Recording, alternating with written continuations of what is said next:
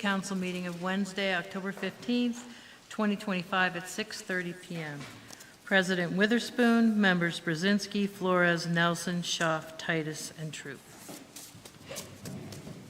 Thank you. I would like to ask everyone if they please stand for a moment of silence and the Pledge of Allegiance.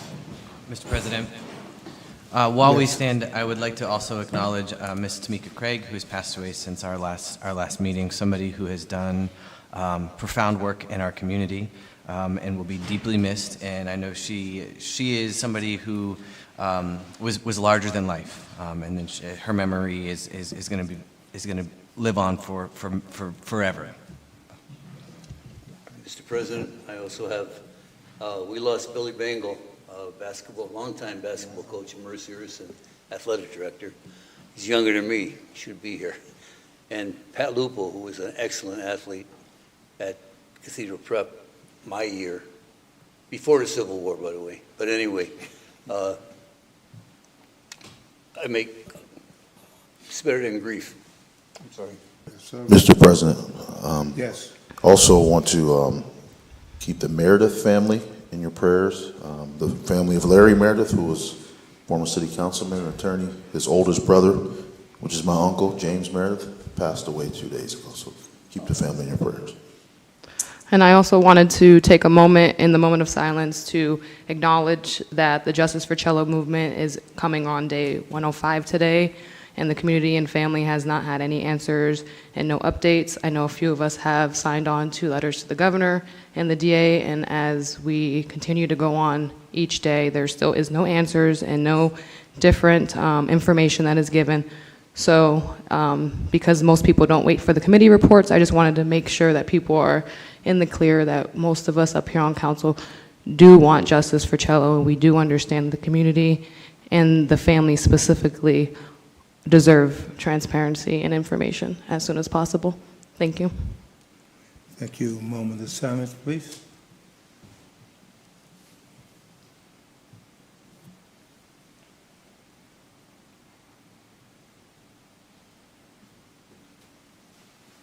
Pledge allegiance to the flag of the United States of America and to the republic for which it stands, one nation, under God, indivisible, with liberty and justice for all.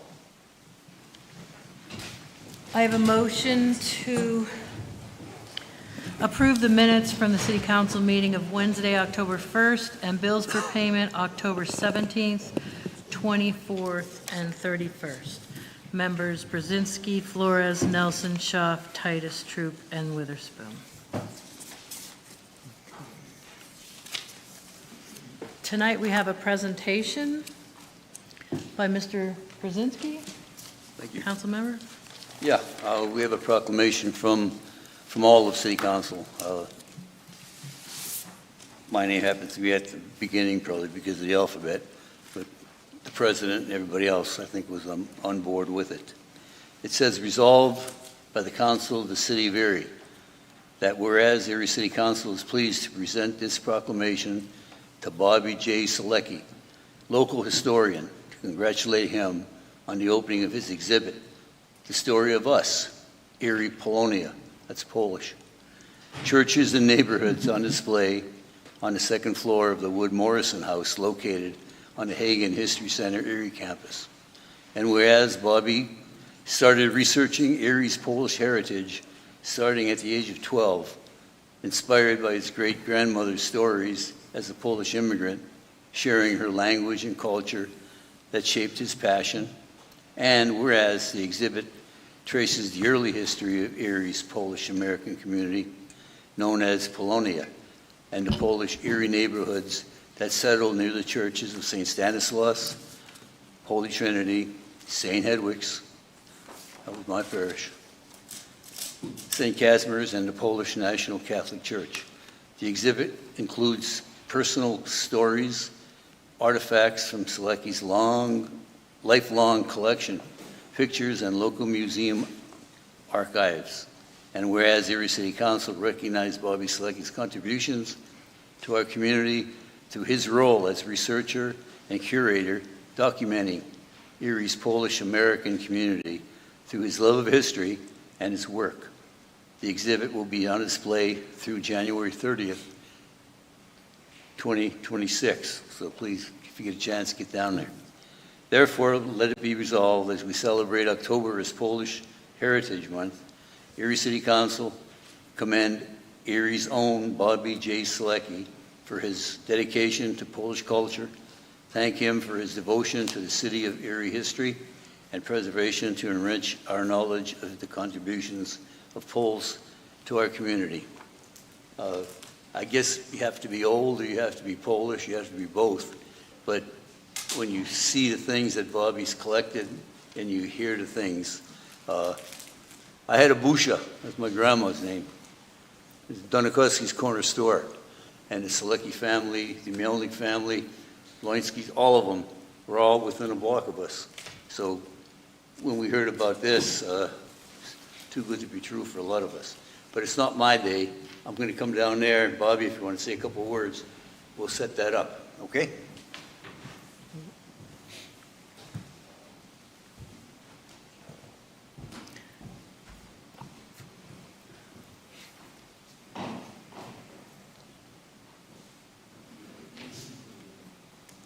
Far enough over so that...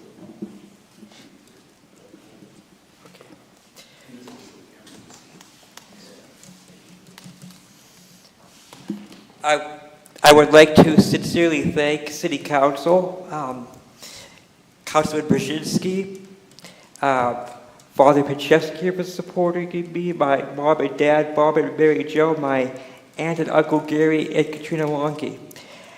As was said, I've been doing this research off and on since the age of 12.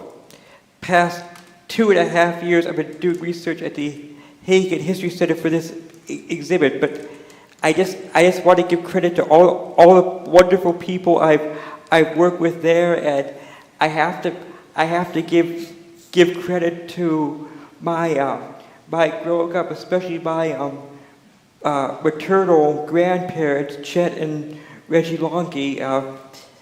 For those of you that don't know how I got into this as a little kid, besides my great-grandmother Josephine Mielnik being from Poland, was my grandmother liked to tape record things. And two things she would record was the Mass in Polish and my Uncle Gary's polka show. So I grew up listening to all that, and I just kind of got into it, and I would like to, there's so many people I could thank, and the sad thing about doing this in the past 10 years is so many people I interviewed and got to know have passed on, but it's been such a reward to know them. And if there's people in heaven I'd like to thank, besides my both sets of grandparents, my great-grandparents, I would not be Reggie Lonke's son if I didn't thank Father Louis Kozłowski, the late Father Louis Kozłowski, and somebody who's been an inspiration for me since I was 5, even though I was not alive, but he was around the late Mr. Peter Godowski, and I'd like to thank our Blessed Mother of Częstochowa for always watching over me. Bóg zapłać I serdecznie dziękuję.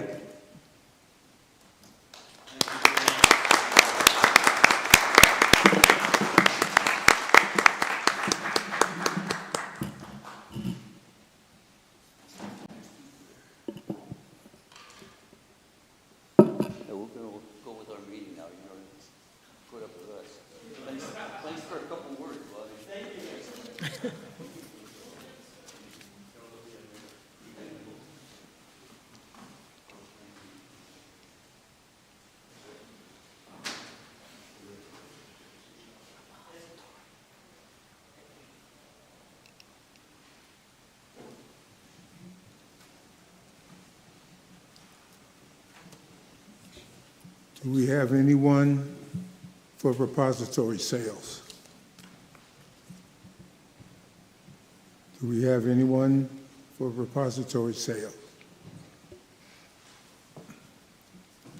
Do we have anyone for repository sales?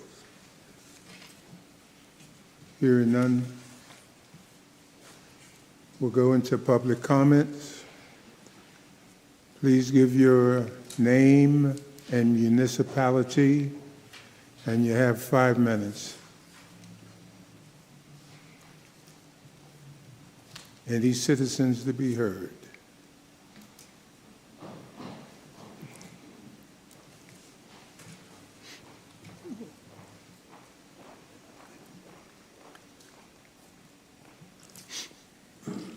Hi, my name is Tina Hyotis. I live here on the east side of Erie, actually, the lower east side of Erie. And I wanted to come before City Council and address the lack of transparency and accountability in the Marcello Woodard situation.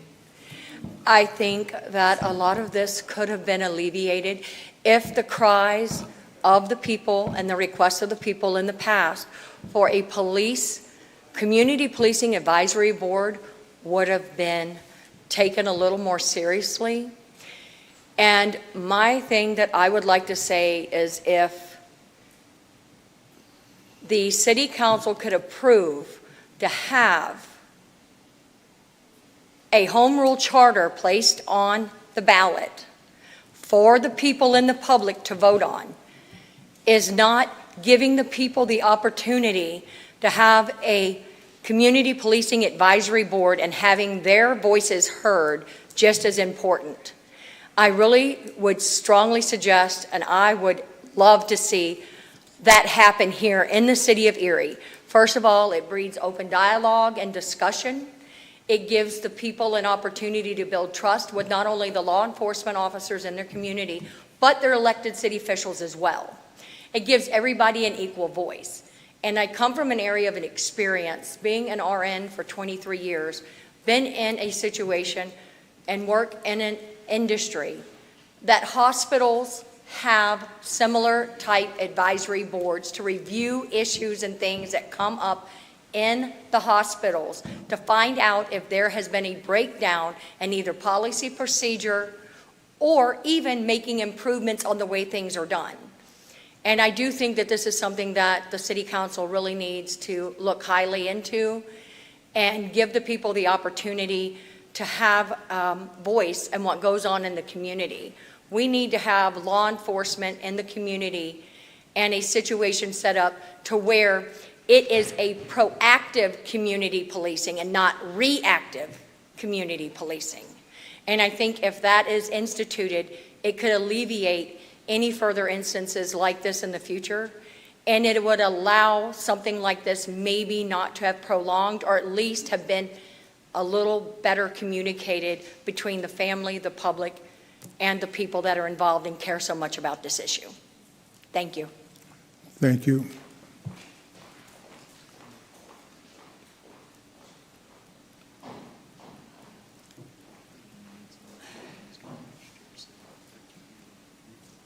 Good evening. Evening. My name is Constantine Hyotis. Justice for Cello, every day, all day. I live on the east side. I've also attended some of the gatherings that we've had, protests, any way you want to call it. I see a lot of people that feel like they've been neglected by their city council. I feel a lot of people feel like, as far as the sentiment of the city itself, we, the community, are very strong. There is no, at these protests, red hats or blue hats. There is no black and white or brown. There's a group of people that want nothing but what is right. And what is right is not the fact that this has taken over 105 days and we haven't gotten any answers. So I'm here and now saying this. I want Hearst to resign. I think she has a conflict of interest. I think she has something to hide. And I think she needs to step down and resign. Because that is not serving the community. That is not serving justice. And let me continue on and say another thing.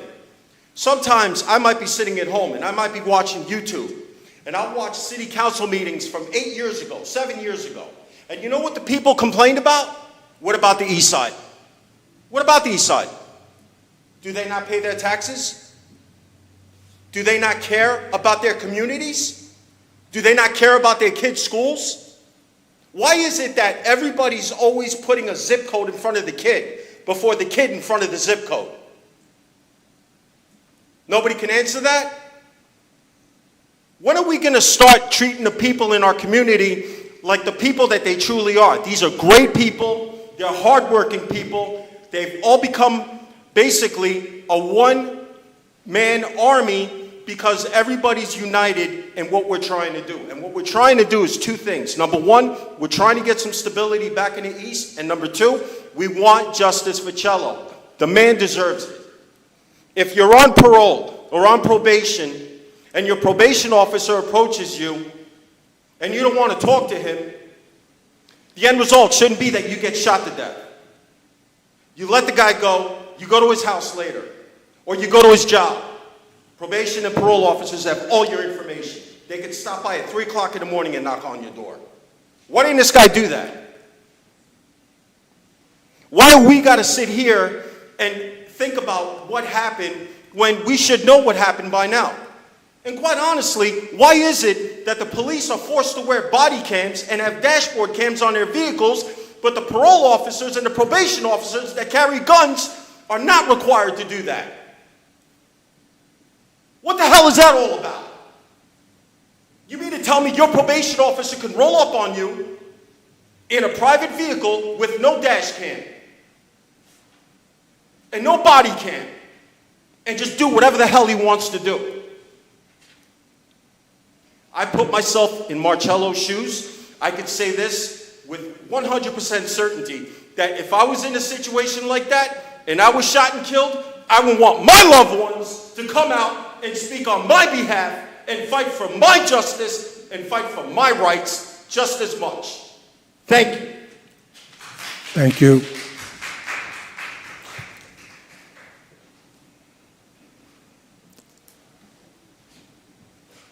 Are there any other citizens to be heard?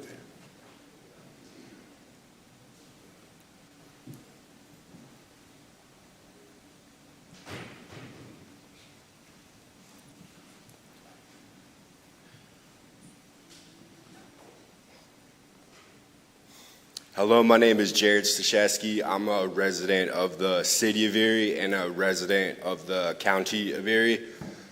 And I too would like to express support for a community advisory board with law enforcement. In no way is that a knock on law enforcement, but I really feel like there needs to be better communication with law enforcement and the public, as we've seen over the last 3 or 4 months. And that is something that's in city council's power. You can make advisory boards. So I would please ask you once again to look into that. And I would also like to address the council president. In no way is this a knock on your character, sir. I know you've done a lot for the community, and I don't know you as a individual, but I would like to express disappointment. You were appointed to this seat by the mayor for your leadership and experience, and I personally have seen none of that. I've seen empty promises and a lack of presence. And another thing that I would like to bring up is I have a survey on water fluoridation. I feel like that's relevant to bring up here in the Mario Bagnoni chambers. That was a big issue for Mario. The website is eriewatersurvey.com. There's 8 questions on there and a lot of information on it. If anyone's interested in doing that, that'll be run until October 20th. And thank you for your time. Thank you, sir.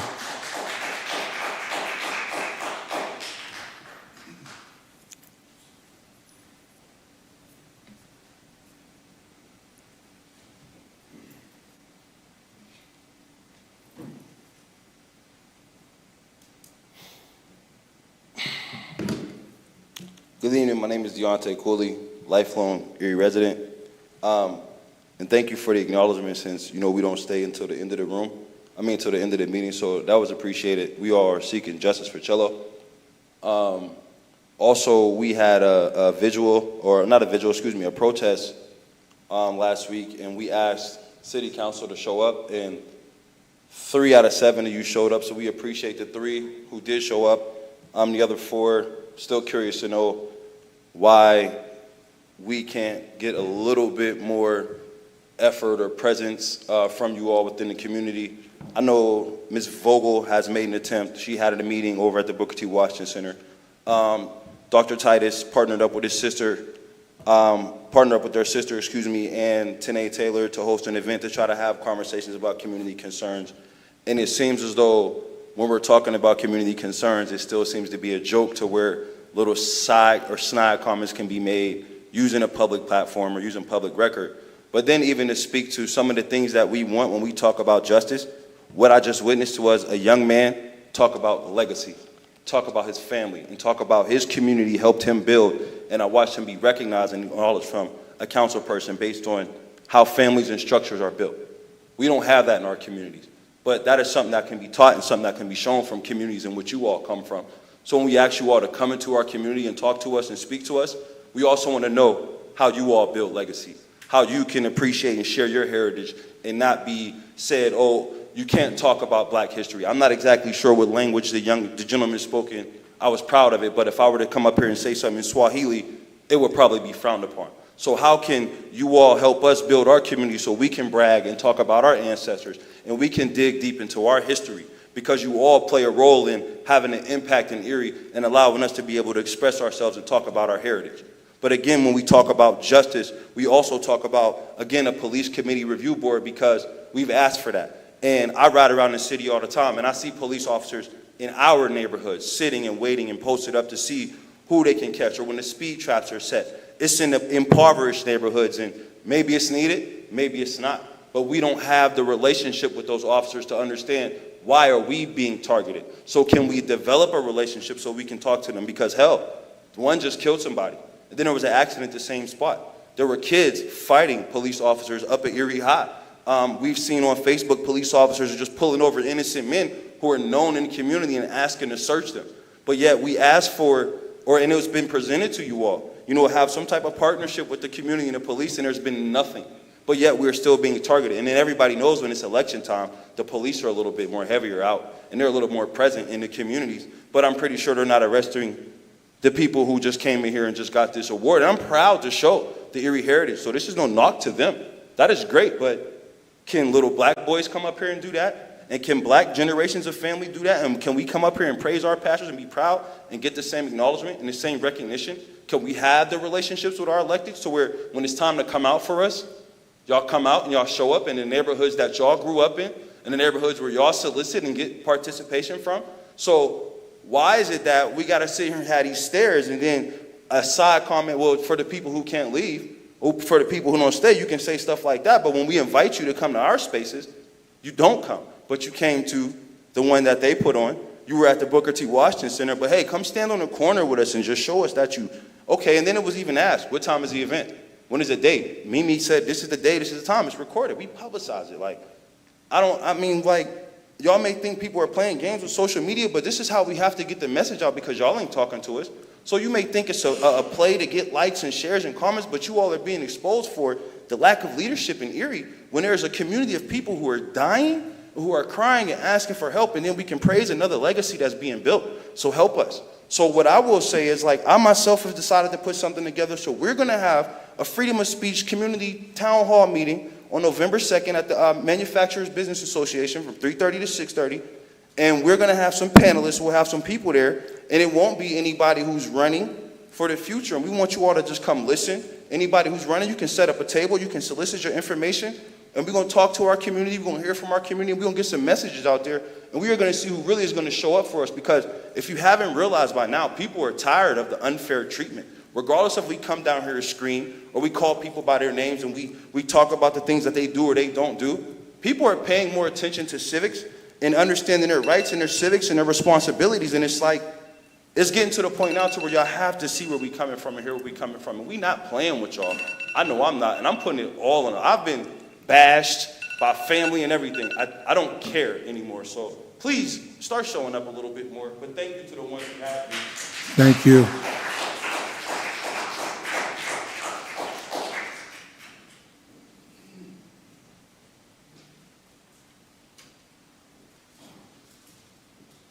Hello, everybody. Good evening. My name is Malcolm Pulliam. I'm from the west side of Erie. I'm also here to speak about Marcello, but I'm more here coming to you as a concerned black man.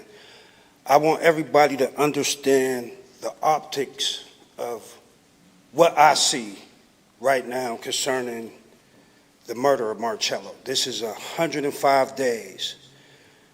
How can we begin to even explain to our young adults what justice is? Because we don't see justice right now. This is 105 days of nothing.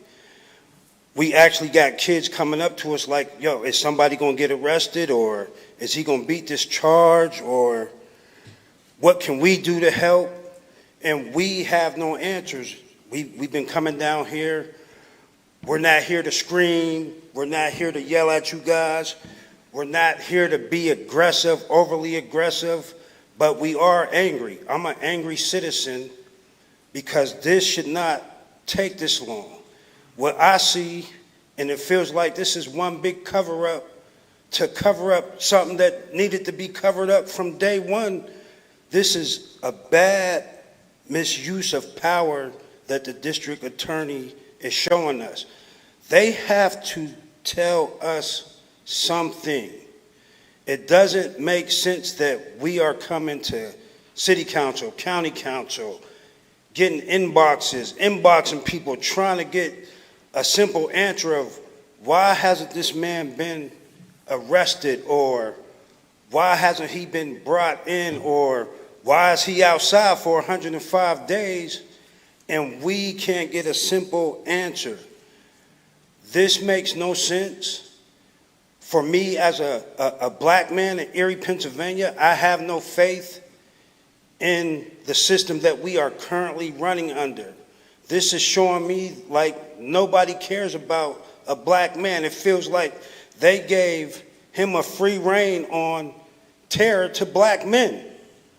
How can we justify this person that committed this crime to go straight home and live his life when we've already buried Marcello? His family is still crying. We're still seeking answers. And basically, we have nobody to turn to. Everybody is looking at us like, we wish y'all shut up. But y'all probably know we're not going to shut up until we get some type of answers. I'm not here to beg nobody, but I'm definitely here to voice my opinion about Marcello. He didn't deserve what he got. That guy treated this like it was a video game, when in reality, this was a human life. And I don't like the fact that everybody is being quiet about a human life that was taken. I know for a fact, history does not forgive silence.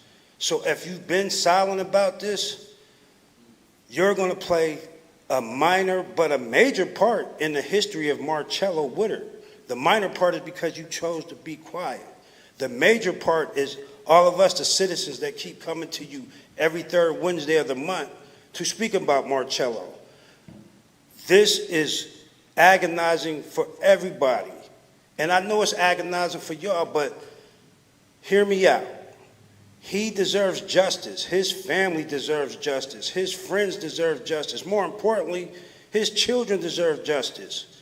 Like, I can only imagine what they're going through. And it's only right for the district attorney to step up and say something. Because at the end of the day, if the people don't hear a verdict that is guilty, everybody in this room and outside of this room has to be prepared for what might happen if you don't get that verdict. We should be having conversations about what can happen if you don't get a good verdict, or what can happen if you do get a good verdict, or what can happen if there's no charges being pressed on him. We need to figure out something. This is why we come and ask you guys. This is why they keep bringing up that police review board or citizens review board. We have to do something. We have to do something. This is killing everybody. I haven't slept right since July 2nd, and I know Marcello personally.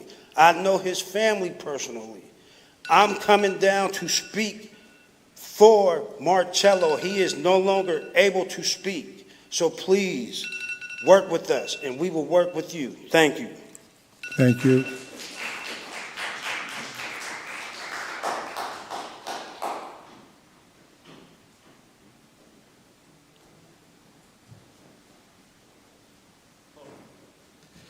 Emerson Bannon Kutry, resident of Academy, City of Erie. Just wanted to echo some of the previous comments. I think it's been a while since I came up here. Also back Justice Ficello and getting a citizen review board. I also want to mention, while obviously your support is good, a lot of this comes down to the state level, and I hope that if you guys are supportive of the movement, you would keep that in mind when all the state level politicians are coming around next year asking for our votes, letting know that if they want to win Erie, this is something that they actually have to be on the right side of. That was the case. I also want to express solidarity with the people of Chicago as they face a major federal onslaught right now. I have some friends in Chicago, and it's very worrying right now. And I really do hope that a lot of the city leadership and our electeds are making plans, because ultimately Erie's smaller and not as important right now, but that kind of stuff might be coming for us down the line, and I think we should prepare for it. Ultimately, a lot of the leadership we have seen, I work well with a lot of people here, we need to have more active leadership if we're going to be willing to take on what we are seeing in Chicago. That kind of stuff will come here for our immigrant neighbors, for our people for our diverse population. So I hope we can see that and keep this in mind for next year during re-election. Thank you. Thank you.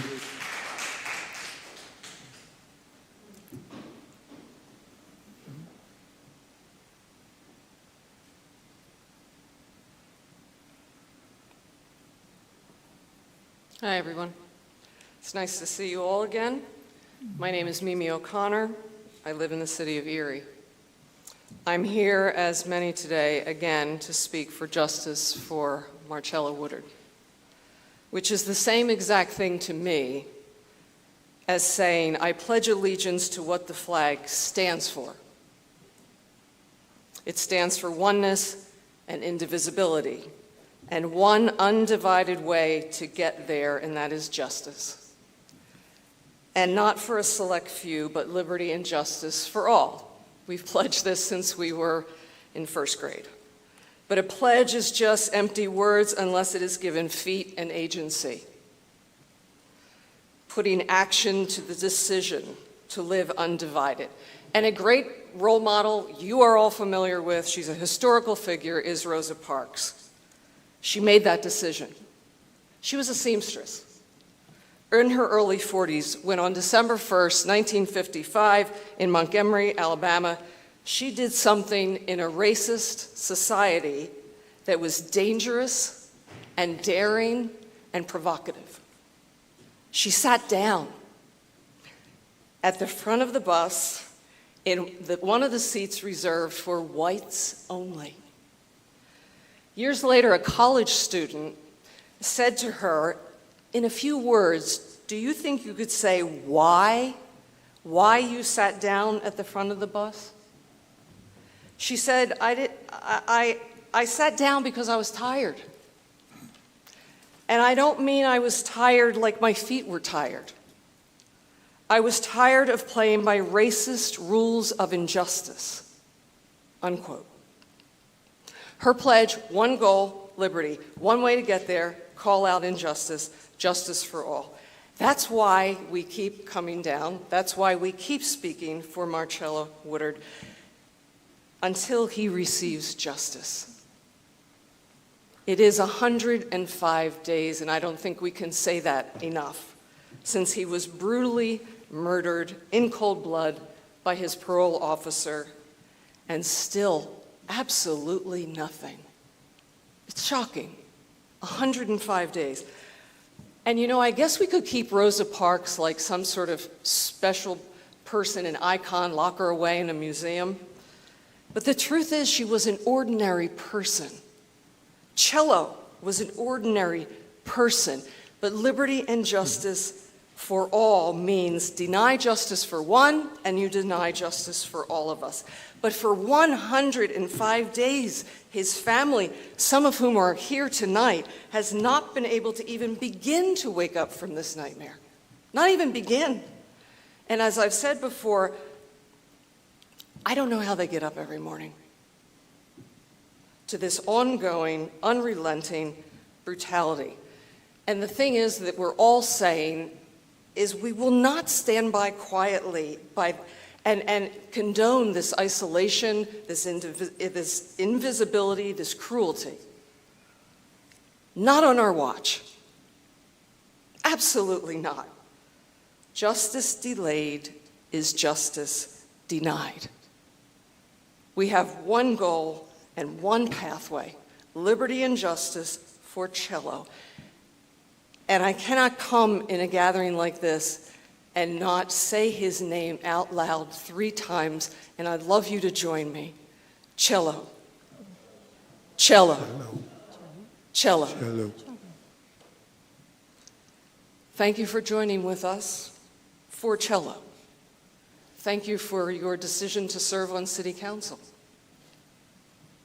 Thanks for what you've done and what you will do going forward for Cello.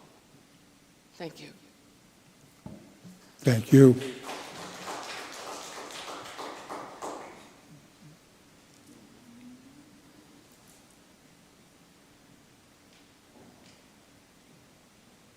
Hi there. Thank you for having us all. My name is Cindy Schreiber. I am from Erie County. I want to talk about some issues with the district attorney in Marcello and you all. As we all know, it's been 105 days since Marcello's life was taken, his future was stolen, but it's also been 83 days since you have not received a response from the DA or the governor. In my opinion, your lack of willingness to follow up on that is as much of a crime because you are being silent as well. 83 days. You guys wrote a letter 83 days ago. You have not got a response. We know that. It was cleared up at a last city council meeting. You have not received a letter. I don't know if there's private conversations, but if there are, I think we should be told about them. I want to read to you, myself and a friend have been writing to the Attorney General. We were advised by an organization that we work with out of Pittsburgh. She spoke, their representative, their public advocacy director spoke to Attorney General Sunday on Labor Day, let him know about Marcello Woodard, and he specifically said, I want you to email my deputy chief of staff.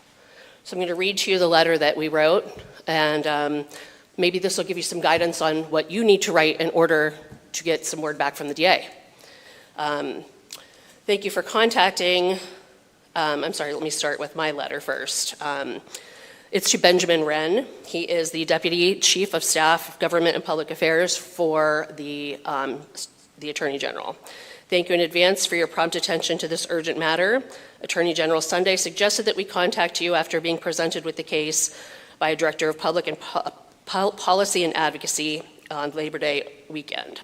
We are dealing with an unprecedented matter here in Erie, one that is causing serious and unhealthy rest in our community, and we need assistance. On the evening of July 2nd, 2025, an unarmed man was shot and killed while sitting in his vehicle. This homicide was perpetrated by his Pennsylvania State Parole Officer, an incident that has only happened one other time in documented history. One other time in the United States. Marcello Woodard was a mere 2 weeks from completing his parole sentence. Mr. Woodard leaves behind 3 children, siblings, parents, family, and a community in which he volunteered in with a local nonprofit, with children, and as a coach. From the beginning of this situation, this case has caused legitimate concerns for misconduct in the investigatory process and impropriety within the District Attorney Elizabeth Hurst's office. Some of the basic details I am providing below. He and his fiancée were followed in their vehicle by parole agents and approached at a residence not his own. His vehicle was first approached by a parole agent that was not his agent. Marcello's parole agent then approached his vehicle, discharged his weapon 3 times into Marcello, and made a subsequent statement that the car was moving, that he was drugged, and that was cause for his weapons being discharged. Video, as we all have seen, I'm sure now, refutes this. Erie Police Department almost immediately responded to the location. They stopped his car where he drifted to a stop. They pulled his body out of a vehicle. They handcuffed his body behind his back, said that they provided CPR.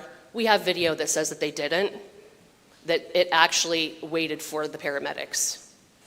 And that's when they put him on a stretcher and started performing CPR. His fiancée was detained and arrested by Erie police, handcuffed, taken to the local precinct, had a mug shot taken, kept in a holding cell for hours, was transported back to Pennsylvania State Police Barracks, and questioned without being read her Miranda rights, and released at approximately 5 a.m. The 1-block crime scene was unsecured by 6 a.m. So a crime that happened at 10 was completely investigated and open to the public by 6 o'clock in the morning. In the cover of night. That's amazing. Amazing. By 9 p.m. the evening of July 3rd, the Pennsylvania State Police issued a preliminary statement after conducting an investigation in the cover of darkness with no accurate witnesses, without securing any video, without complete disregard for standard investigative protocols. The statement that they relied on a warrant arrest for was erroneous because it was taken without Miranda rights being read. Since then, details have surfaced of previous relationships and ties between the district attorney and her staff and the suspect, his family, and within the criminal justice system, known for its systemic racism. We do have that problem here. It's known. We should not pretend it isn't. The county and the city are in a state of upheaval. Our district attorney has been asked for regular statements by our city council, by the Benedictine Sisters of Peace, by several nonprofits on the local, state, and national levels, by this coalition, which I am part of, by Marcello's family, and by the community. And her only statements have been no statement, and then, by the way, again, just no statement. We know details are being leaked from her office to elected officials. They're being leaked to public persons at parades. We know that she is discussing them with other people, making phone calls all over the state to other district attorneys. So we are asking for her recusal. The state attorney general will come in and take over the case. She needs to say, I am not capable. If she is not capable of making statements and handling an investigation, then she's not capable, because she has 2 roles, an elected official and a prosecutor. So we're asking for your support. We're asking you to speak up, and we're asking for you to write another letter and get the answers that you said you needed and that we all deserve. Thank you. Thank you.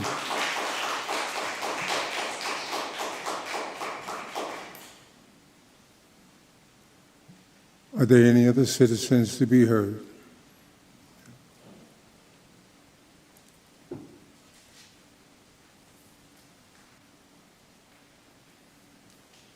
Good evening.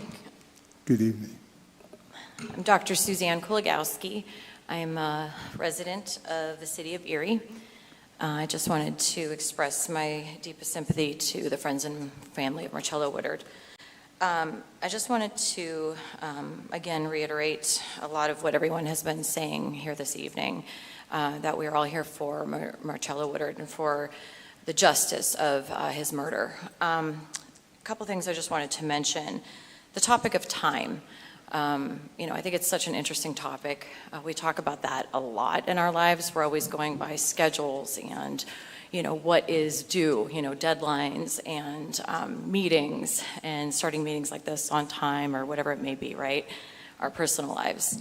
But a big thing that we need to keep focusing on is it's been 105 days. And I want you to all put yourselves, whoever is listening at this point, in that situation of if this was your family or your friend or your neighbor, or maybe it happened right outside your house. How would you feel with 105 days of no answers, not even recognition? That's not okay. And we all know it's not okay. Because I came here, it was the first night that we were all here. I don't know if you remember me, and that's okay if you don't, but I said what's right is right and what's wrong is wrong. And this is wrong, and we know this on so many levels. Not just in our community, which it's breaking apart, as you all see, But maybe if we would have been a little bit more proactive and not let things like this happen, we wouldn't be in this situation, right? Maybe. We have a big issue, and I think that that's the thing that we need to talk about. That's the big, ugly thing in the room, right? We have a big issue here in our community with injustice, with racism, with how, the community response is, with how leadership is, the lack of all of that. I'm not here to knock anybody. Nobody's perfect, but we have a lot of work to do. And if things would have been put in place, and maybe time would have been spent better, funds would have been spent better, we would be a little bit more proactive. So I've worked in nonprofits for, 28 years now. Human services, direct work with people. As time has gone on a little bit more, I've become more in leadership positions. And just in that line of work and working with people, something that has, just become extremely evident is the relationships with people. And in these situations, it's very obvious we don't have those relationships with people, and there's such a lack of that in our community. One of the places I worked at, it was a local domestic violence agency. I worked there for many years, and there was a committee that I sat on, and it was a child death review committee. And we reviewed every single child from age 24 and under that was killed, murdered, died, naturally, whatever it may be, premature death, anything, in all of the county. Everybody got together, all these professionals, the coroner, everyone. So after it was all reviewed, we would get together and try to figure out, could this have been prevented? Was this a natural death? What can we put in place as a community to make sure this doesn't happen again? That's being proactive, in a sense. There's other committees or things that we could do too that others have spoke on this evening. And perhaps if we put things like that in place and being a little bit more proactive, it'll help a little bit. Maybe some of our law enforcement needs more training. It sounds like it to me. The last thing I wanted to mention was, any other job. I don't know if anybody's ever been let go of a job. I probably have, maybe once. But, things like that happen on occasion, right? Or maybe you've just decided it wasn't for you. But I will say, most places have some kind of policy in place that if you are messing up, if you do anything, and sometimes this is like you're late for work, or maybe you breach confidentiality or things like that, you either get written up, you get fired. I think that law enforcement, and in this situation with parole, he murdered somebody. And it was, well, let's discuss it, a couple conversations, and then just go back to work and we'll find somewhere else. And he has a history of this and his brutality and racism in similar lines of work too. And so what we do, very similar to Catholic churches in the past, let's just move those perpetrators around, right? And just cover it up and brush it under the rug. That's not okay. And we're not going to tolerate that. As a community, as citizens, not okay. Because what's right is right, what's wrong is wrong. We're not tolerating that. We are here for justice for Cello. We're asking you for your help in that and to be proactive moving forward. Thank you. Thank you.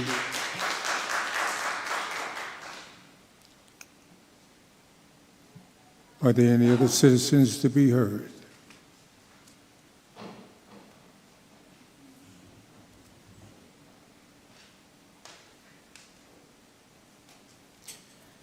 Good evening, Bob Strasser, Erie's Lower East Side. Gonna kind of change the topics here a little bit and do a couple updates on events over on the east side. So the first topic was with the Erie Coke plant, 2 events that I attended. I first attended, and I think these were last week, I attended the sentencing trial of Erie Coke at the federal courthouse, and Erie Coke was found guilty on these 2 different counts. One, they were fined $300,000 for, the other was for $400,000. But another aspect of this sentencing hearing was how the court tried to get through quickly with this without, they were going to attempt to do this without hearing from the citizens, which there were a few of us there. One of the main citizens there, and if you ever get a chance to see his letter or read it, it came from Father Jerry Piscaro, who's also another advocate for the east side of town. Father Jerry had spent a lot of time on researching issues related to Erie Coke over many decades, talking about the different pollutions, the high numbers of cancers and other illnesses and diseases that people in the neighborhoods there passed away. He had names. It was really, really well done. So then another individual also talked, and then of course I got my chance, but Father Jerry had pretty much covered everything that I was going to. So I just want to take this time to thank him for that. And then I think the following day I attended the event that the Erie Port Authority had regarding Erie Coke. And this time, as opposed to the meeting they had last year at Erie Middle High School, it seems like the timelines are changing as to the cleanup and when the land will be maybe able to be reused again. When I attended the first one, they were talking maybe 10, 15 years. Talking to some individuals at this recent meeting last week, they're talking more like 15 to maybe 30 years. And so I was kind of asking, well, why are we here talking about how we're going to redo the land when we're 30 years away from it? And who knows what the world and what industries or whatever is going to be in place in the way the world is right now, 6 months, let alone 5 years, 15 years, and they're saying 30 years. So, but I guess they just want to try to say that they have community involvement going on with it or whatever. But this whole process to me seems like they just wanted to get this done. Another sin of the past that Erie let happen. We're talking about different things for justices. What's all the justice for all the people that passed away due to illnesses and diseases caused by all the pollution and chemicals and stuff from Erie Coke? But we are where we're at. Erie got them fined for $700,000, while New York for their Lackawanna plant took them for millions. And of course, we're sitting behind and get the low end stuff. But anyhow, so that's kind of where we're at there. The other event that I have an update is yesterday I attended the UPMC neighborhood center that was built on East Avenue, and they finally did get the infrastructure in from the Second Harvest Food Bank, so they are starting to provide pantry foods for people. I also went there, talked to some of the individuals from UPMC that were there, and also one of the higher up people that was there from Second Harvest, and gave some of my ideas for additional services, like maybe a diaper depot, personal care items, things like that. And so I ended up, I'm going to be, I guess, on an advisory committee to that. So hopefully in the future, this site will be a model where maybe we'll have future sites through other areas of the city. So thank you for your time, and have a good evening. Thank you.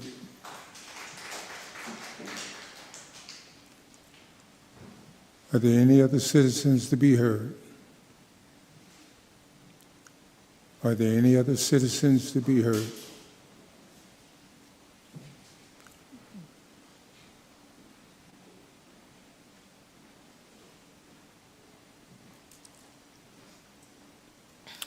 Good evening. My name is Jamel Henderson. I was the girlfriend of Marcello's. And it hurts so bad to say I was the girlfriend because he got taken from all of us, from his family, from his kids, from me, from his family. I mean, from the community, from anybody who cared about him. Marcello was taken from us. He was murdered. I want to thank the 3 people who showed up at the protest. I really appreciate it. Sorry I didn't get to speak to you guys, but I really appreciate it.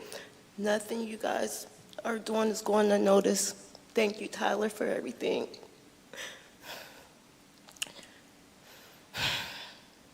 Mayor, you should be ashamed, but God bless you anyway.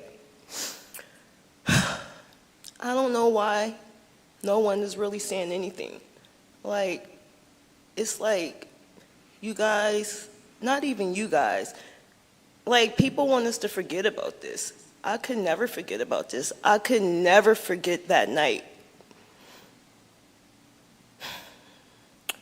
They said the city police, they did whatever they could do, CPR. But when I pulled up on the scene, Marcello was laying on his stomach in handcuffs. I have took CPR training. You don't lay nobody on their stomach to do CPR. How are you administrating CPR when you're on your stomach laid in handcuffs? So that's a bunch of BS. But the way I was treated by the city police was so unfair. It was so unfair in so many ways. You would have thought I killed Marcello that night. Just the way I was treated, I can't even understand why I was treated like that. Like, what did I do to get treated like that? They literally arrested me. I was in handcuffs. I had my mugshot taken.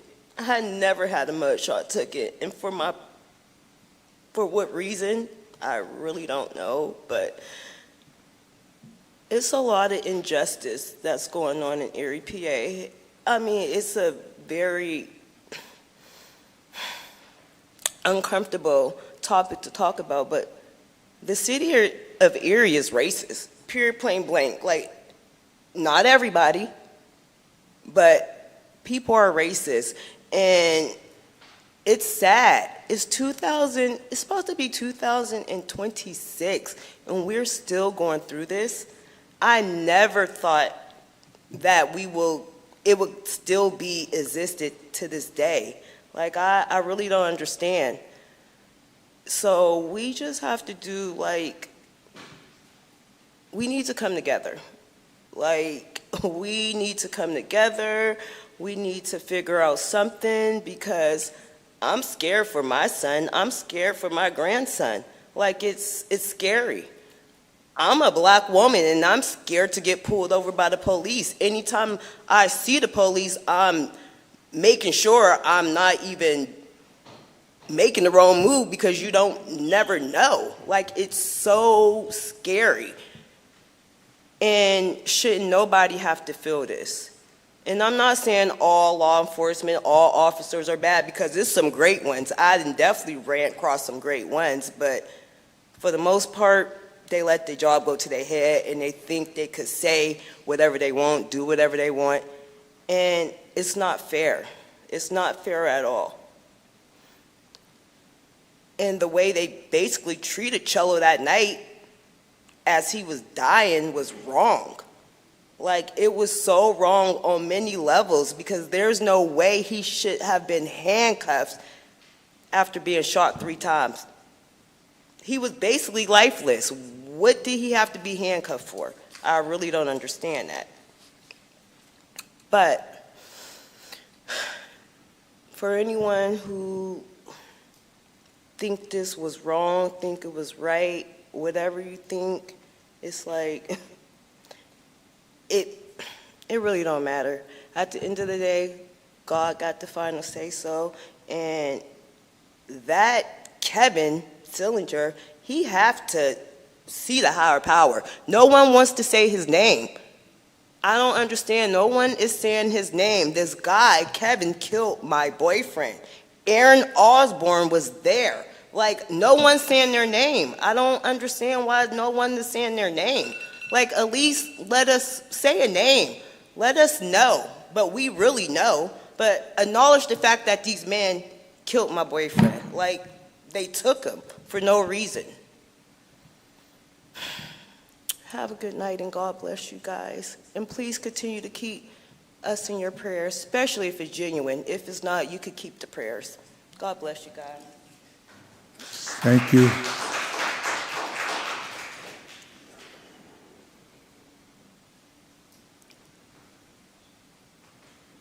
Are there any other citizens to be heard?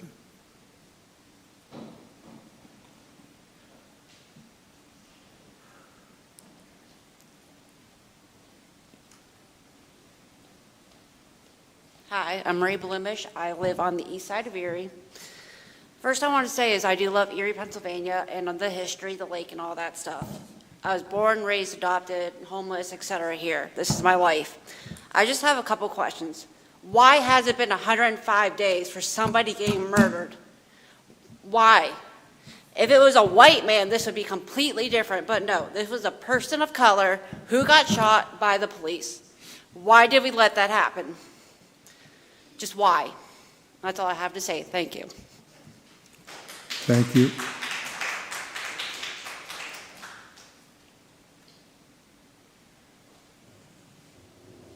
Are there any other citizens to be heard? Are there any other citizens to be heard?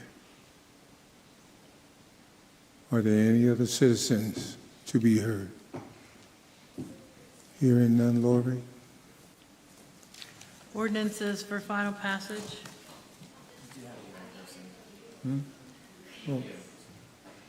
Oh, come on up.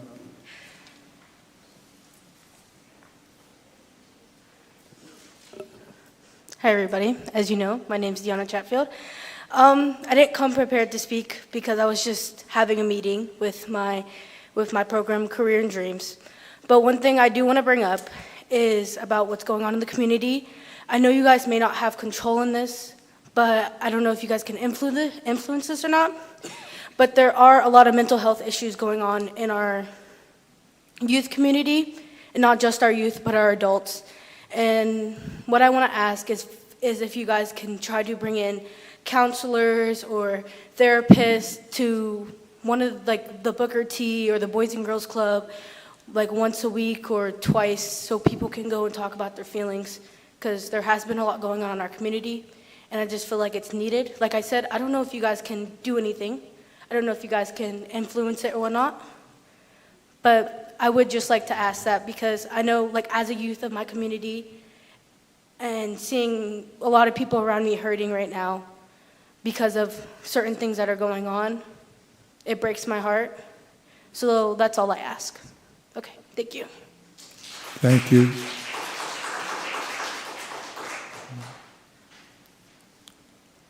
Are there any other citizens to be heard? Are there any other citizens to be heard?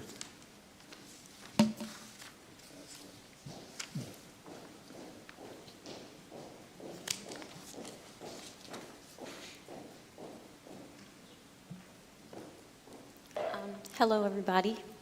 Hello. I will be very quick. My name is Casey Walker. I live in Erie. I moved here 2019. I've been wanting to come to one of these meetings since I moved here.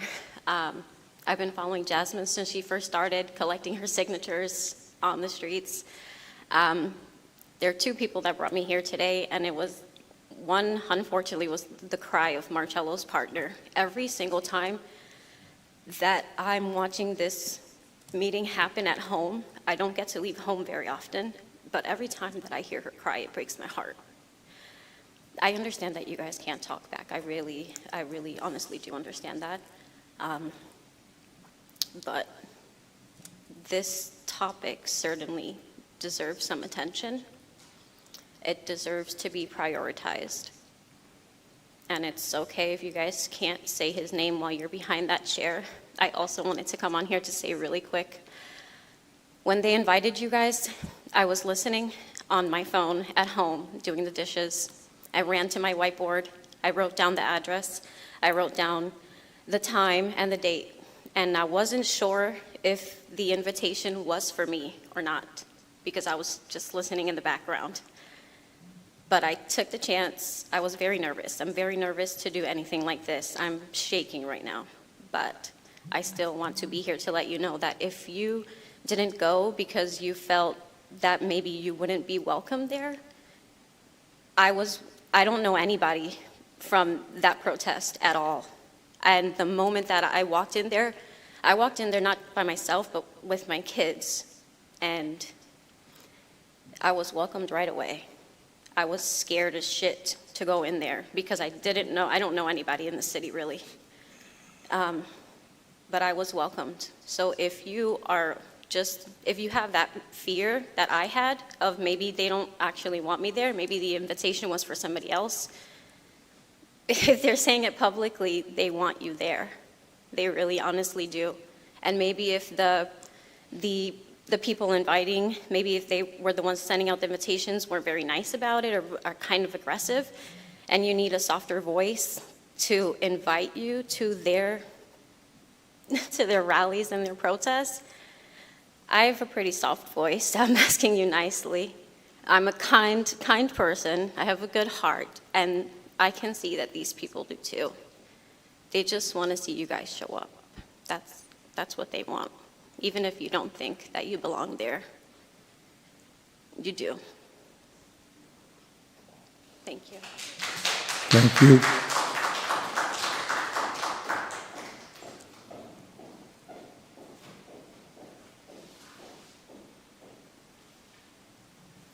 Are there any other citizens to be heard?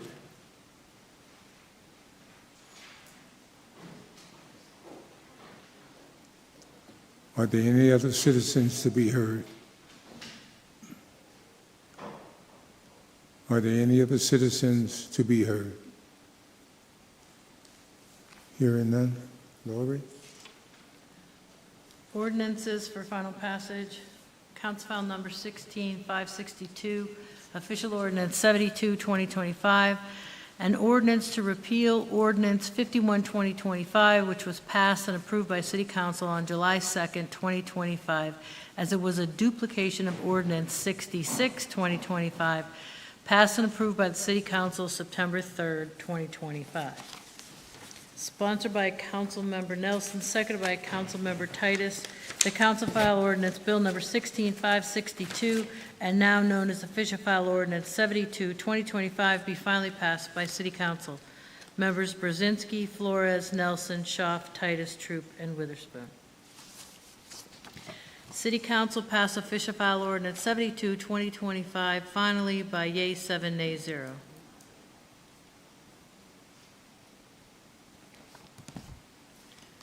Council File Number 16563, Ordinance 73, 2025, an ordinance appropriating the sum of $100,000 from unappropriated fund balance in the Paving and Sewer Revenue Fund for the expenditure thereof. Funds will be used for the 2025 Streets Improvement Program. Sponsored by Councilmember Brzezinski, seconded by Councilmember Troop, the Council File Ordinance Bill Number 16563, and now known as Official File Ordinance 73, 2025, be finally passed by City Council. Members Brzezinski, Flores, Nelson, Schaaf, Titus, Troop, and Witherspoon. City Council passed Official File Ordinance 73, 2025, finally by yea 7, nay 0. Council File Number 16564, Official Ordinance 74, 2025, appropriating the sum of $365,935.52 from unappropriated and unanticipated revenue for expenditure thereof. The contribution is from the FEMA Fiscal Year 2024 Assistance to Firefighters Grant for training firefighting personnel against fire and fire-related hazards. Sponsored by Councilmember Schaaf, seconded by Councilmember Brzezinski. The Council File Ordinance Bill Number 16564, and now known as Official File Ordinance 74, 2025, be finally passed by City Council. Members Brzezinski, Flores, Nelson, Schaaf, Titus, Troop, and Witherspoon. City Council passed Official File Ordinance 74, 2025, finally by yea 7, nay 0. Ordinances for first reading. Council File Number 16-565, an ordinance appropriating the sum of $25,000 from unappropriated and unanticipated revenue to be received from a community partnerships program grant administered by the Pennsylvania Department of Conservation and Natural Resources, which is the DCNR, and providing for the expenditure thereof. Sponsored by Council Member Flores, seconded by Council Member Titus. The Council File Ordinance 16-565, having been read, is hereby adopted on first reading by City Council. Members Brzezinski, Flores, Nelson, Schaaf, Titus, Troop, and Witherspoon. City Council pass Council File Ordinance 16-565 by yea 7, nay 0 on first reading.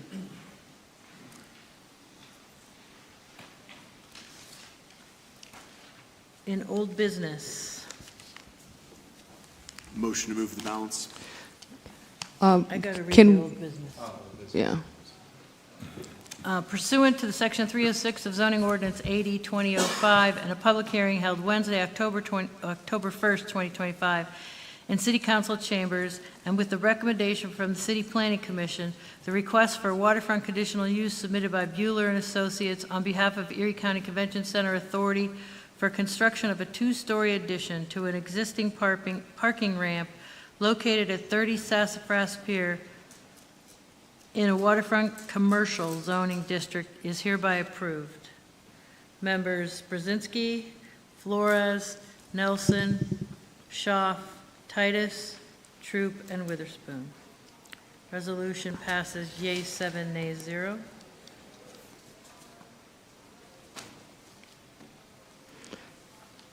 And other old business, pursuant to Section 306 of the Zoning Ordinance 80-2005, and a public hearing held Wednesday, October 1st in City Council chambers, and with the recommendation from the City Planning Commission, the request for waterfront conditional use submitted by Arcturus Impact Investors for construction of multiple family dwellings consisting of fourplex and townhouse buildings totaling 61 units located on vacant parcels fronting the 600 block of West 2nd, West 3rd, and the 200 block of Cherry and Poplar Street, 214 Cherry Street, 2nd Street, lots on West 3rd and Poplar, and a waterfront residential zoning district is hereby approved.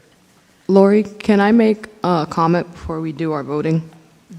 During the presentation, well, the hearing that we had, I had asked the question on whether or not the developer had surveyed the neighbors, and they had mentioned that they went to the church. Now, I just need all future developers to understand that not everybody is religious. Not everybody is going to be going to the neighborhood church. I also know that reaching out to the neighborhood watches might give you additional pull for the community that are actively involved. But unless you're going door to door with the neighbors that are there, I have a hard time believing that everybody is in favor. I'm an advocate of housing. I'm an advocate of building new development. I'm an advocate of affordable housing. Like, we need it. We are in desperate need. I am not in favor of us ignoring the residents that are already there. So I want it on the record that future development needs to be making sure they're communicating with the residents that are already there. Like, that's great that you want to join the club and you're moving into the neighborhood, but let's be mindful and aware of who's already been there, making a stay in the neighborhood. You know, they might be homeowners for the last 20, 30 years. So I am going to be a no on this just because I want to make a point that do your due diligence with the community that's already been here. Thank you. If I may, I believe that the zoning office has to post the property, and we advertise that this is happening, and that all the available sketches are available in the zoning office and in the clerk's office prior to the public hearing. Depending on what it is, sometimes we Right. send out letters. But I do know that the community pool comes prior to all of that zoning process. So if we're going to be trying to come into neighborhoods, can we please do our part and make sure that those neighbors are going to be welcoming? Thank you. Any other discussion? Voting on the resolution, Brzezinski, Flores. No. Nelson, Schaaf, Titus. No. Troop, Witherspoon. Resolution passes yeas 5, nays 2.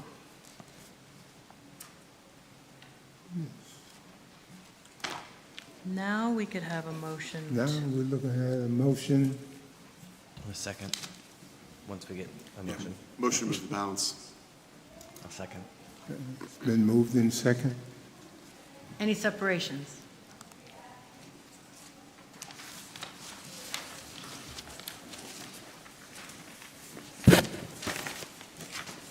Any separations?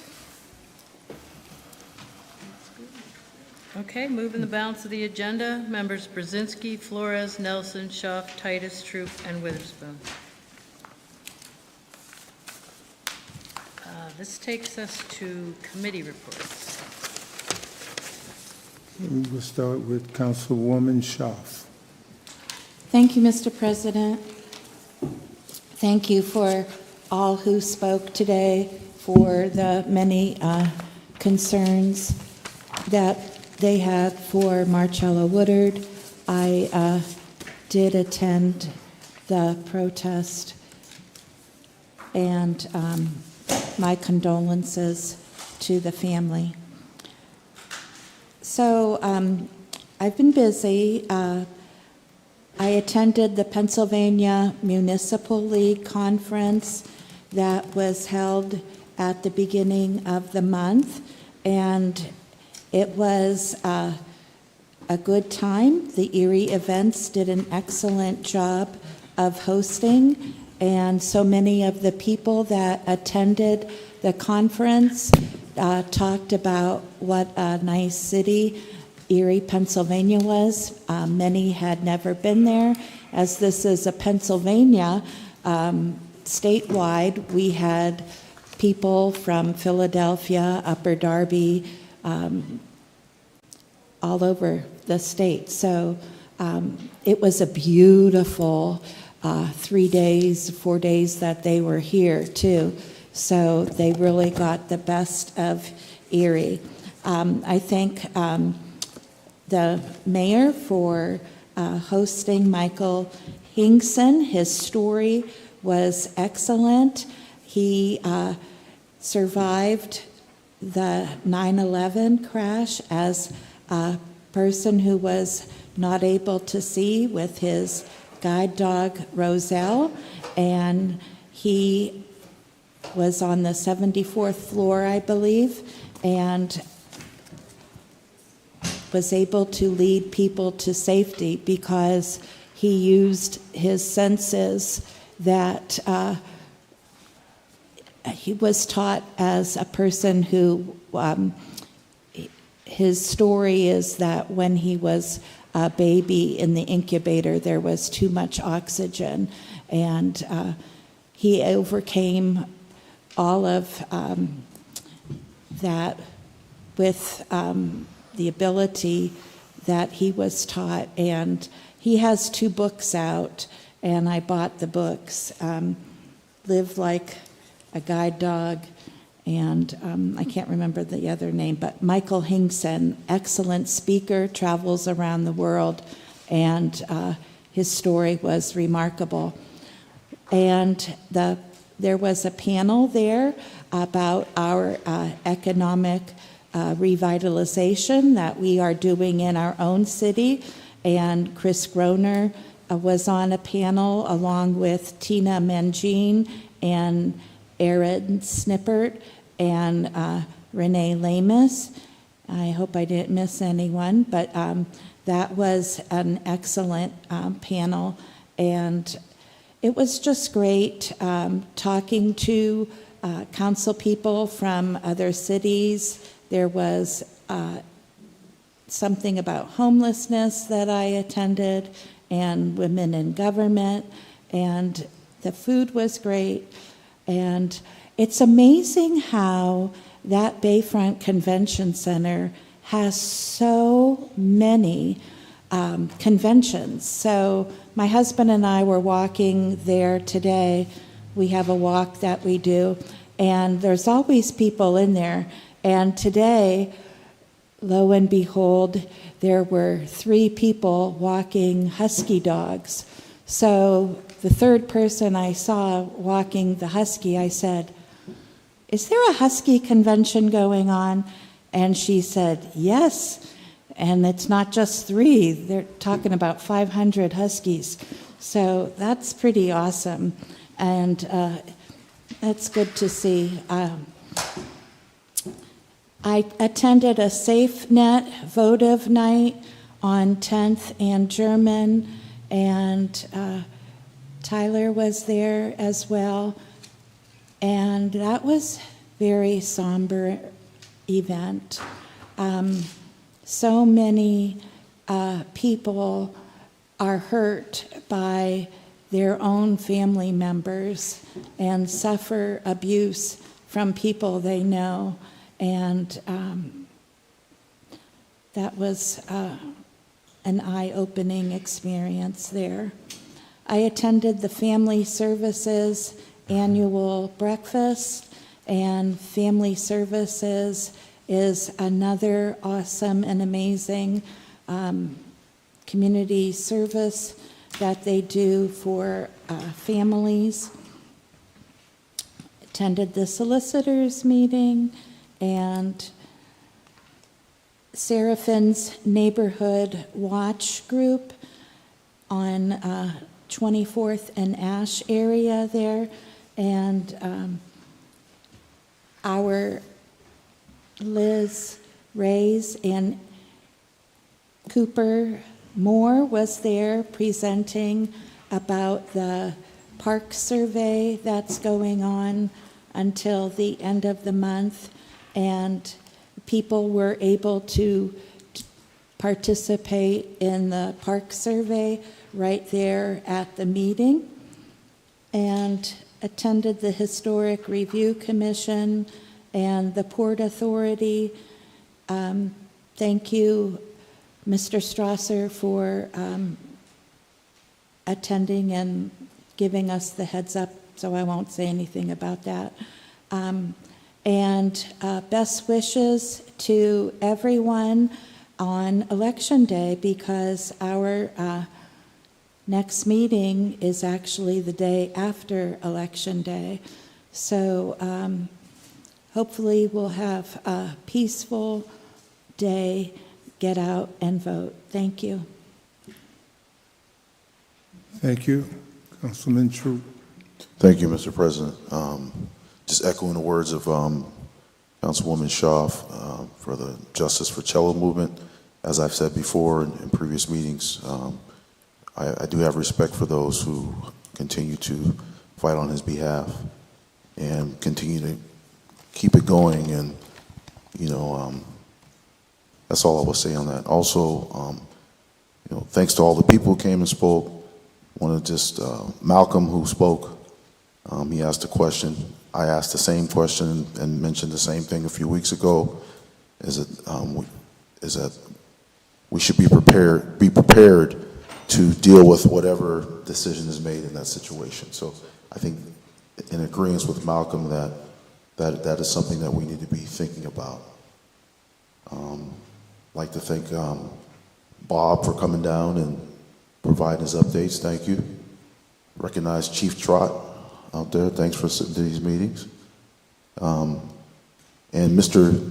T, who came down here with the youth from Career and Dreams, he's always with the youth. Just a few things from some of the committees. Reached out to the Downtown Partnership. They want a couple things to announce. Friday, October 24th, is the second annual community dinner in Perry Square.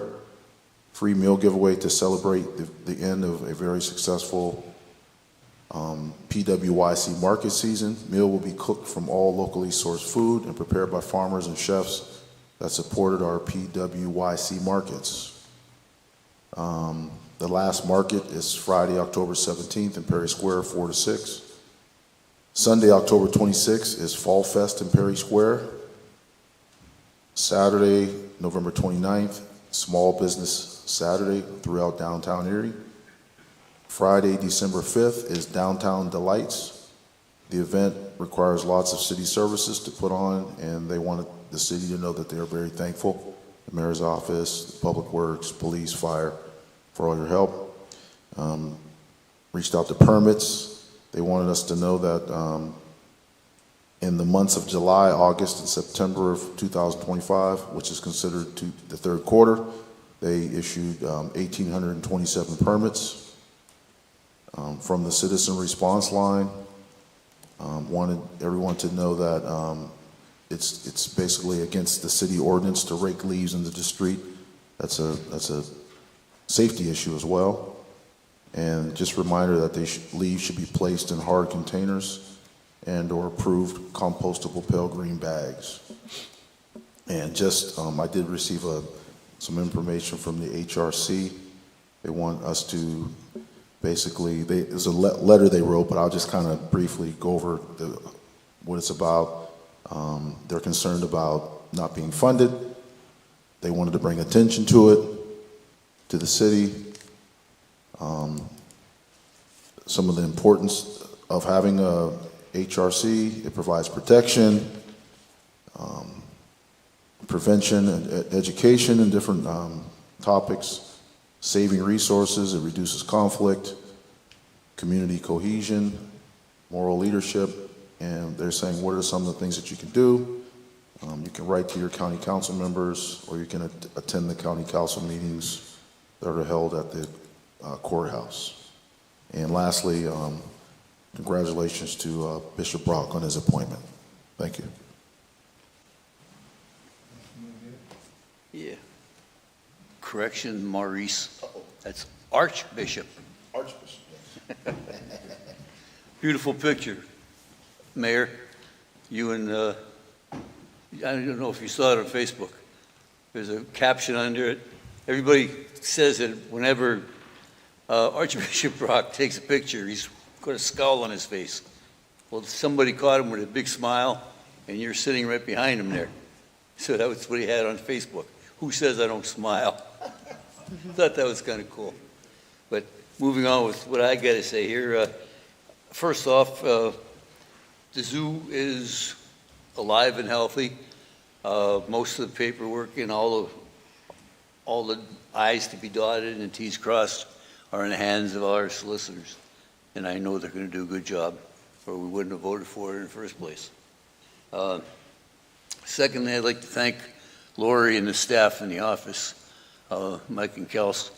We didn't have a snafu. We had too many things going on at the same time, and we missed Bobby Selecki's grand opening at the mansion, which was last Thursday. So I happened to see the family in church on Sunday, and Bobby wanted to talk to me. So as we were talking, he says, I understood we were supposed to have a proclamation from City Council. I said, I know we do, I just don't know where it is. So give them all the credit in the world. In a day and a half, they put it together. We put it together. Kathy, thank you for getting in touch with the folks. We had to make sure that they knew that we were going to do it. I told them I was going to have a proclamation for them here, but I didn't know if they would be here actually. Well, Kathy was working behind the scenes with another family member, and I was talking to Mrs. Selecki. He's got a terrible job. He works at the golf course at Scenic Hills part-time since his retirement. But everything came together beautifully. Bobby said he was going to say 2 or 3 words maybe. That's Polish for you. He did well. Quite a young man. And that takes me to Ms. Slomsky and the Port Authority. Updates, the seawall on East Auburn Landing is done now, it's intact. The next phase of that is going to be the path and proper lighting. So we're going to have safety first. One of the biggest concerns there, not that there was a whole lot of trouble being there, but it being dark, there was potential for it. Once the new lighting gets in there, it's going to be a lot better. What else do I have to say? Oh, the Bicentennial Tower. It's open from 10 to 6 in the evening, Friday through Sunday for the fall and winter season. So you can still go up there, almost see Canada on a clear day if you look over toward the peninsula.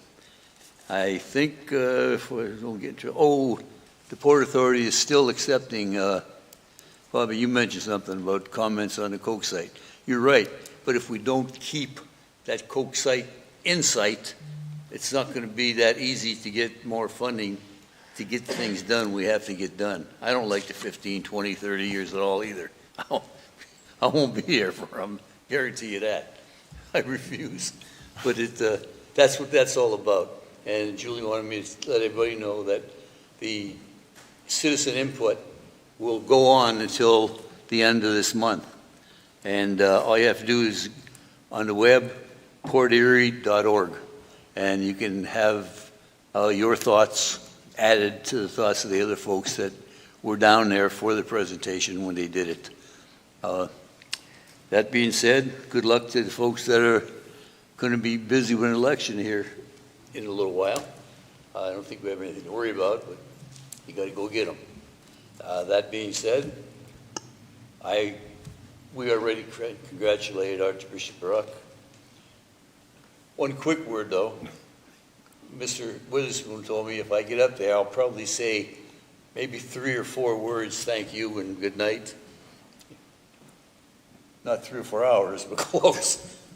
He gave a beautiful, beautiful speech. I mean, right from the heart. It was a wonderful, wonderful occasion. It was something unique I had never seen. You know, I've seen in the Catholic faith the way that the archbishops and the regular priests are done, are performing the rites. It was just a beautiful day. And I close with that. Say good night, Ed. Good night.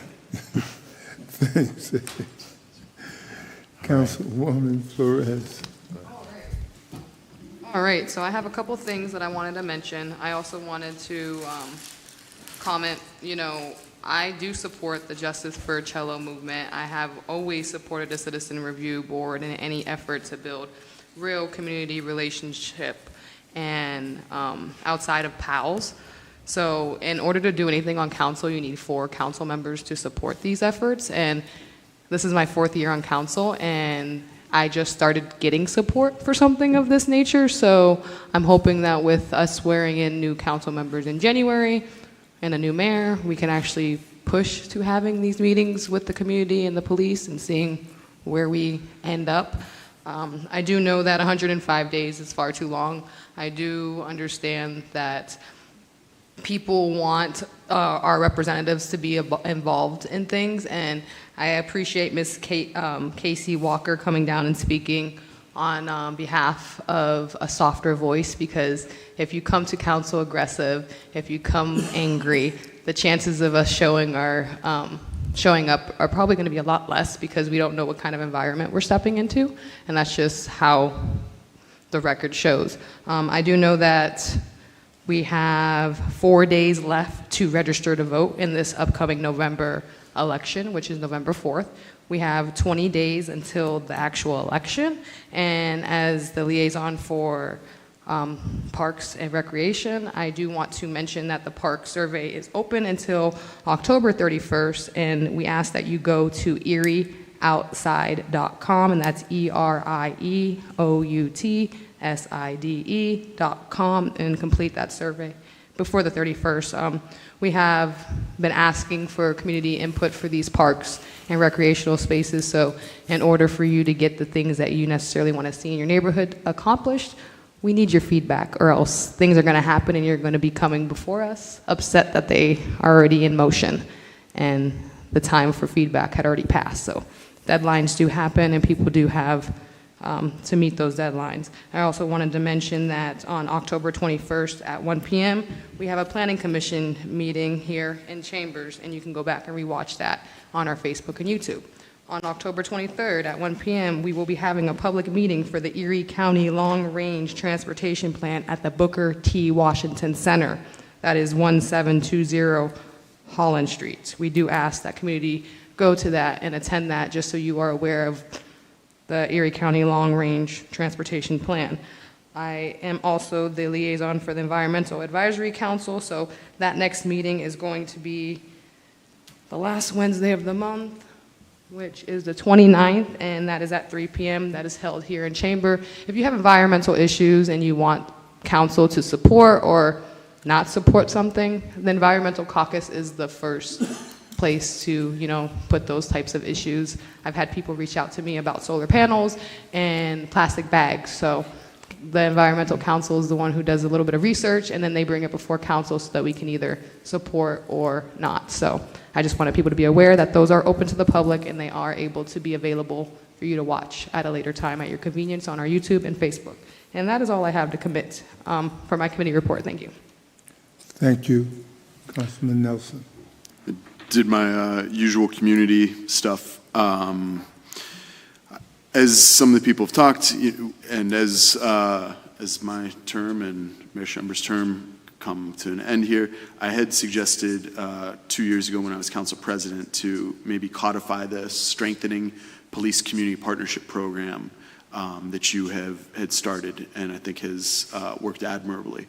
I'd thrown around some policy and codification of that, and that might be a nice thing to secure for moving forward as our terms come up. And then otherwise, we're just working on finalizing a schedule for the finance meetings next month and getting into budget season. So that's what most of my work in the last 2 weeks has been, trying to chase down those details. That's it for my committee report. Thank you, Dr. Titus. A lot of my stuff actually got reported out by my fellow counselors, so thank you for erasing most of the things I was going to say, but that's okay. I just want to remind everybody that the Zubu is occurring right now from the 16th through the 30th. The last day, again, to kind of reiterate what Councilor Flores had said, to register to vote October 20th, make sure that you are checking in case you have moved, that you have your address up to date as well.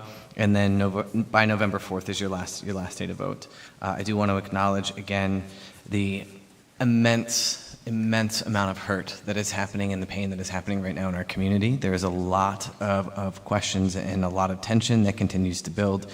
And to echo again what Councilor Troop had said is we need to be ready. And Mr. Pulleyman said this during his when he was speaking out during the community time to talk. For whatever comes out of this, there is going to be a lot of elements of pain, and we need to be prepared. I heard the young person who spoke about the mental health issues that are happening within our youth, and that is something we need to also be prepared and tapping into. And I'll follow up with the individual over the Booker T to see what I can do to assist in having some type of counseling or program going on over there, because if there is a need, we should find a way to meet it. In closing, is reach out and check in on your neighbors. Make sure we're checking in on one another. Things are still stuck with the state budget and the federal budget, and so we are going to start feeling big pains come in to this next year. So be kind to one another and just take care of each other. Thank you. I want to encourage the supporters,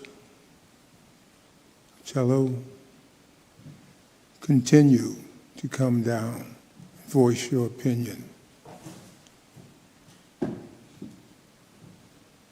Tonight, I've heard some new concerns, very good concerns. Yes, it has been quite a while, much too long. I also wonder why. It is important that you understand that we, as members of City Council, as a whole, we hurt along with you. I don't need to stand by your side to be with you. I'm concerned about what could or may happen depending on the final outcome.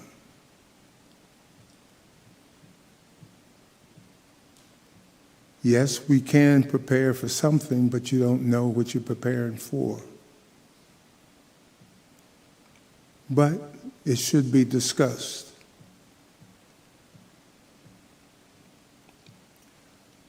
I'm also in favor of a citizen review board, but it has to be done right. And maybe someone on council know of other communities that may have started it, and that would be a place for us to start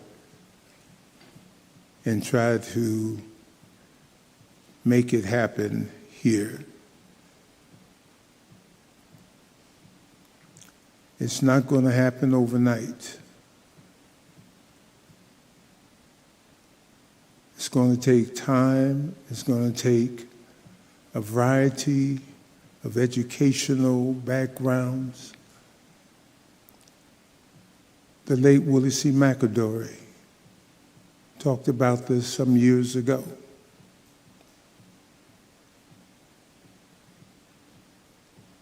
Now is the time.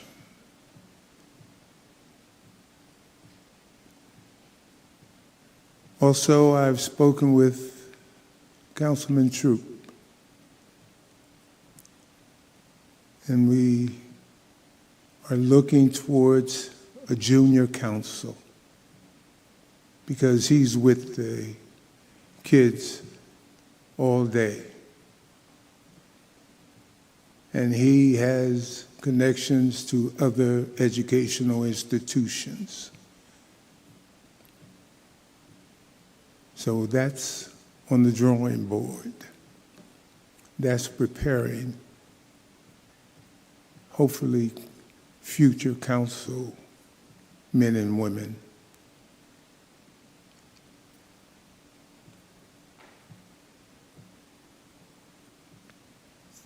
Thank you. Attorney Betts. No report. Very good report, sir. Mayor. I'll be very brief. I just want to say that I've taken people to vote, pick them up where they're living at every election day. In the primary and then the general election, and so I'm planning to do that again. And we've talked to the people that gives us the bus to use for that, and they're fully supportive of doing it again. So I'll probably be working on that from about 9 a.m. to 2 p.m. on election day, and look forward to helping more people in Erie get to vote. So that's all I have to say. Thank you. Thank you. Yates? I'd only like to just remind you, this is the last city council meeting before the election. It's really important to vote, especially in local elections, and I just try to emphasize that, the United States, 250 years ago, roughly, the no taxation without representation got some people to vote. 1920, white women got the chance to vote in 1920. 1965, the Voting Rights Act made it so that everyone could vote.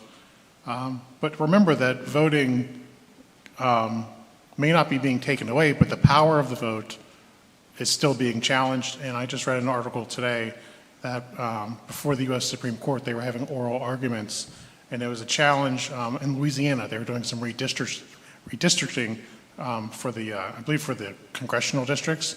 And so there's a part of the Voting Rights Act that was being used by advocates, voting advocates, to challenge the redistricting. So not that the people wouldn't be able to vote, but that their vote would have less power, proportionally, and less representation.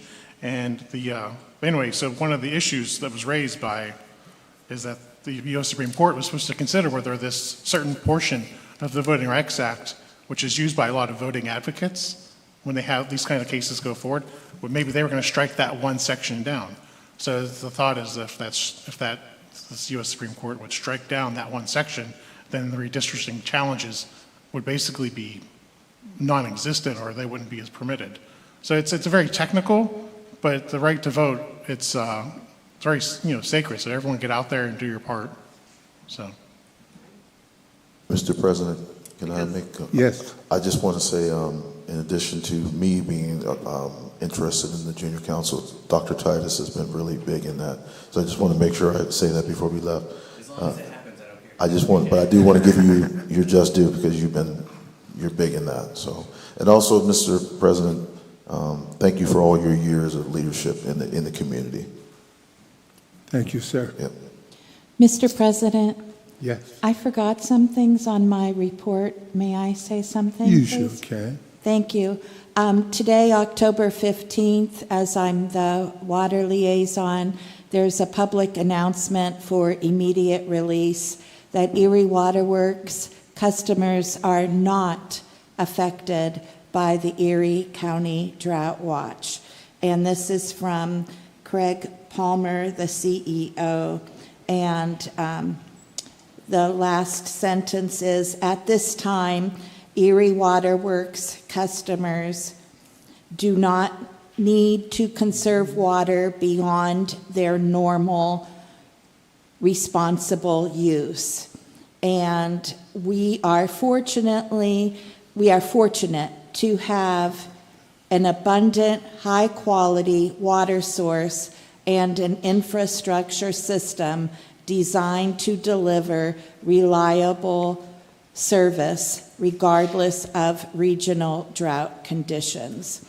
And I also want to thank Chief Trott, our leader for the firefighters. He attends every meeting. Thank you, Chief. And lately, we've had some serious fires in our community. Last week was Fire Safety Week, and unfortunately, we had a loss of life with the last fire, and before that, loss of pets.